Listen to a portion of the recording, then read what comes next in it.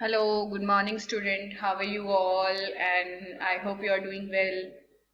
And one more thing is कि definitely I'm very concerned about your health. So please don't go out from your houses because the corona is spreading everywhere, and you should not. मतलब I don't want to कि मतलब you are infected by the corona and your family also, and maybe some other people all.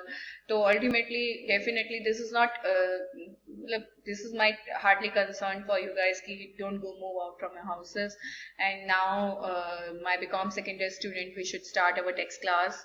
Text class में already we discussed lots of things in the कि आपका income from PGBP, ठीक है. And right now we are discussing, और last classes में I already set कि मैं आप लोगों को जो डेप्रिसिएशन है, क्योंकि यहाँ पर मैंने आप लोगों को सेक्शन 32 के अंदर डेप्रिसिएशन के बारे में काफी कुछ बताया था, बट मैंने आप लोगों को बताया था कि जो डेप्रिसिएशन है, ठीक है, तो डेप्रिसिएशन का जो क्लेम होता है वो आप लोग को मिलता है बिकॉज ऑफ द क्या आपका तब मिलता है जब tax payer is the owner of the property.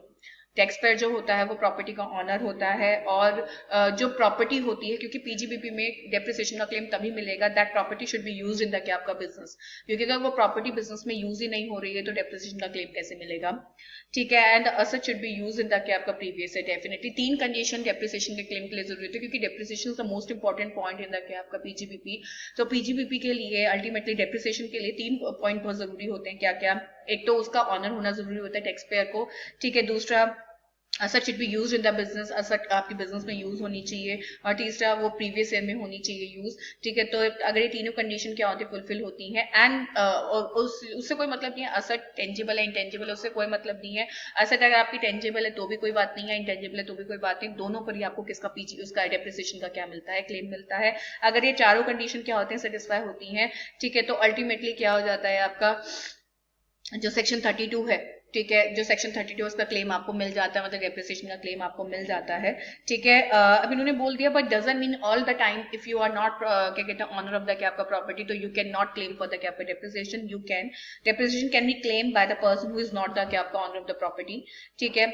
If the person take the property on lease, मैंने आपको पहले ही बताया था, अगर आप प्रॉपर्टी लीज पर लेते हैं, ठीक है, और उस लीज को आप 12 साल से ज्यादा क्या करते हैं, होल्ड करते हैं, तो उस केस में you become the deemed honour of the क्या आपका प्रॉपर्टी, और आप क्या बन जाएंगे उसके क्या कहते हैं ऑटोमेटिकली डीम्ड ऑनर बन जाएंगे. Now you can claim for the क्या आपका डेप्रिसिएशन, ठीक है, पहली बात. दूसरा, if the property take on lease and क्या कहते हैं lessee do some of the क्या आपका कैपिटल एक्सपेंडिचर, वाली बात मैंने आप लोगों से लास्ट क्लास में डिस्कस की थी.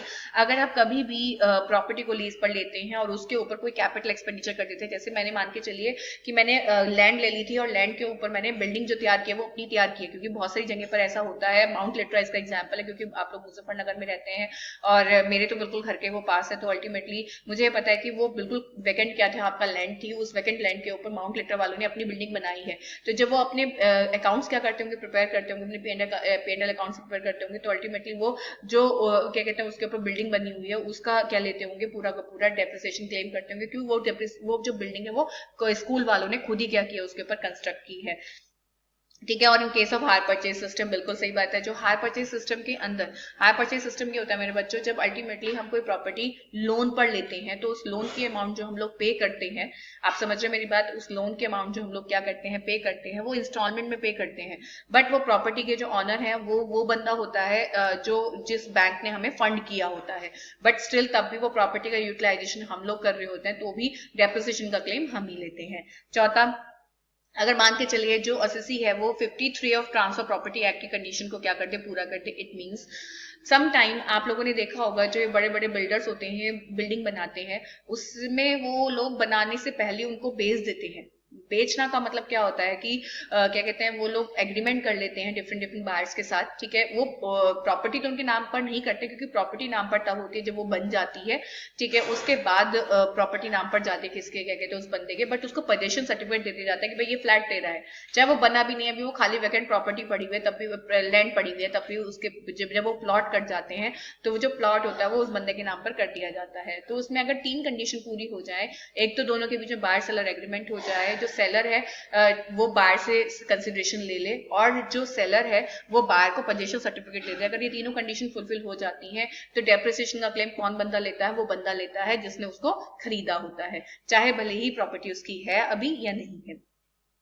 क्लियर हो गया। If the assessee will purchase the proof for the financial. अच्छा बेटा, ये फाइनेंशियल लीज ये होती है कि कुछ लोग ऐसे होते हैं जो प्रॉपर्टी को मतलब जिनके पास बहुत पैसा होता है तो वो लोगों के लिए प्रॉपर्टी खरीद देते हैं और उनको लीज पर दे देते हैं, फाइनेंशियल लीज। तो अल्टीमेटली वो बंदा उस जो प्रॉपर्टी होती है उसकी की पूरी लाइफ का क्या करता है, वो यूटिलाइजेशन करता है, और अल्टीमेटली लास्ट में जब वो स्क्रैप में कन्वर्ट हो जाती है तो वो बंदा जिसने वो खरीदी थी एग्जैक्टली बट यूज किसी और ने की है, तो उस यूज वाले बंदे को जिसने यूज की है उसको वो ऑफर करता है कि भाई तू क्या कर ले, इस प्रॉपर्टी का क्या कर ले, इस्तेमाल कर ले।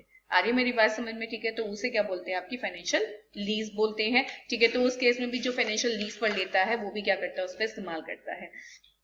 ठीक है, तो ये वाली बात इसके साथ हम लोग का ये हो गया कि जरूरी नहीं है कि अगर आप उसके ऑनर नहीं है तो आप डेप्रिसिएशन का क्लेम नहीं कर सकते हैं। और ये वाली बात मैंने आपको पहले बताई दी है लास्ट क्लासेस में, I already discuss with you guys की क्या कहते हैं कि जो डेप्रिसिएशन का क्लेम है वैसे तो पूरा मिलता है, but some time we can not claim further कि आपका फुल डेप्रिसिएशन क्लेम, ठीक है, ऑन द असेट। वो मैंने आपको कई बार मैं रिपीट कर देती हूँ इस क्लास में दोबारा से कि जब वो 180 दिन से कम पुट टू यूज हो, ठीक है, या फिर वो आपकी क्या कहते हैं जो वो होती है ना आपकी वो इम्पोर्टेड क्या हो कार हो और वो 31 मार्च 1975 के बाद खरीदी गई हो और 2001 से के बीच में क्या की गई हो, आपकी रखी गई हो।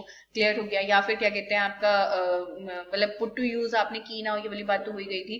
ठीक है, या फिर कंपनी जो है वो आपकी अमलगमेट हो जाए किसी के साथ या डिमर्ज हो जाए, तो उस केस में अमलगमेशन डिमर्जर में क्या होता है कि अगर मान के चले कि 6 महीने मैंने रखा और उसके बाद मेरी कंपनी किसी दूसरी कंपनी के साथ अमलगमेट हो गई, तो 6 महीने का क्लेम वो कंपनी लेगी, ना कि मैं लूंगी। ठीक है, ऐसे डिमर्जर में होता है कि क्या कहते हैं अगर मान के चलिए कि अगर मेरी कंपनी डिमर्ज हो जाती है और मेरी जो असेट थी वो 6 महीने मैं रखती हूँ और उसके बाद 6 महीने के बाद वो जो असेट है वो रिजल्टिंग कंपनी के अंदर चले जाते हैं, तो अब वो 6 महीने का जो क्लेम होगा वो रिजल्टिंग कंपनी लेगी। तो इस तरीके से बहुत सारे पॉइंट होते हैं जब डेप्रिसिएशन का पूरा क्लेम नहीं मिलता है। क्लियर हो गया।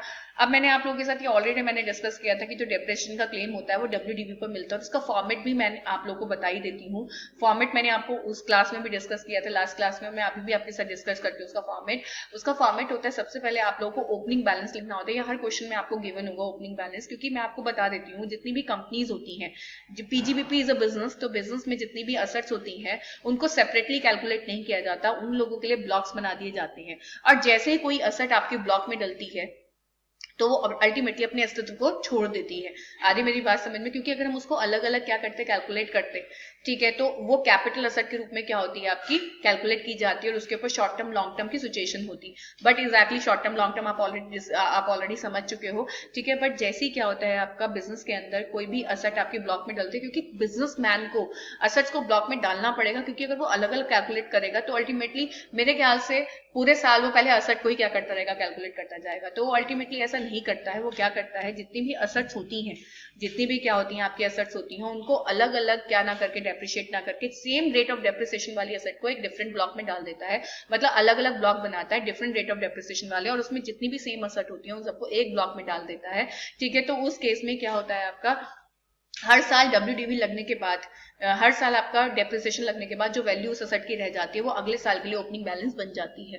तो ओपनिंग बैलेंस आपका क्वेश्चन में गिवन होता है, वो ओपनिंग बैलेंस आपको लिखना होगा। ठीक है, उसकी वैल्यू वहां पर डालिए, उसके बाद उसमें ऐड कीजिए, प्लस कीजिए, चाहे सेल पहले हुआ हो चाहे परचेज बाद में हुआ हो, पर आपको पहले करना होता है परचेज, क्योंकि हमेशा फॉर्मेट यही होगा, चाहे नहीं भी उस साल कोई परचेज हुआ है तब भी फॉर्मेट में आपको परचेज लिखकर उसकी वैल्यू को वहां पर आप नॉट एप्लीकेबल लिख दीजिए। ठीक है, एंड देन उसके बाद फिर आपको माइनस करना होगा उसमें से सेल कंसिडरेशन। ठीक है, सेल कंसिडरेशन से अगर मान के चलिए कोई भी वैल्यू बच जाती है तो वो आपकी होती है WDV, जिसे बोलते हैं रिटर्न डाउन वैल्यू। और इस वैल्यू पर क्या लगता है, आपका डेप्रिसिएशन लगता है। इसमें मैंने आपको पहले भी आपके साथ डिस्कस किया था, अगर 180 दिन से कम पुट टू यूज है, 180 दिन से क्या है, कम पुट टू यूज है, तो बहुत ही अच्छा है, कोई दिक्कत वाली बात नहीं है। 180 दिन से कम पुट टू यूज है तो अल्टीमेटली क्या कहते हैं जितना भी आपकी मान के चलिए कि हमने 1 लाख रुपए की कोई एसेट खरीदी थी और 2 लाख रुपए की वो टोटल क्या है आपकी क्या कहते हैं WDV निकल कर आई है, तो पहले 1 लाख उसमें से अलग कर लो और क्या कहते हैं जो भी रेट ऑफ डेप है, लेट से आपका 40% का रेट ऑफ डेप है तो 20% 1 लाख पर लगेगा और जो बचा हुआ 1 लाख है उसके ऊपर कितना लगेगा, 40% लगेगा। मतलब उस पर 20% लगेगा और इस पर 40% लगेगा। क्लियर हो गया। और मान के चलिए कि वहां पर 1 लाख ही होता है WDV के अंदर, अगर WDV में क्या होता है 1 लाख ही बचता तो 1 लाख को फिर अलग कर लेते, उस पर 20% रेट ऑफ टैप लगाते, 40% ना लगता। क्लियर हो गया? तो इसके साथ ही मैं ये समझती हूँ कि आप लोग को कंसेप्ट समझ में आ गया होगा, और अगर नहीं समझ में आया है, ठीक है, तो you definitely discuss with me on the क्या आपका जूम क्लासेस, क्योंकि जूम क्लास तो मैं लेती हूँ, तो वहां पर आप लोग मेरे साथ क्या कीजिएगा, इसको डिस्कस कीजिएगा। ठीक है, okay, bye guys, take care. और मैं दोबारा से बोलूंगी, please give me the feedback जो भी आपको समझ में ना आए। ठीक है, okay, bye guys, take care.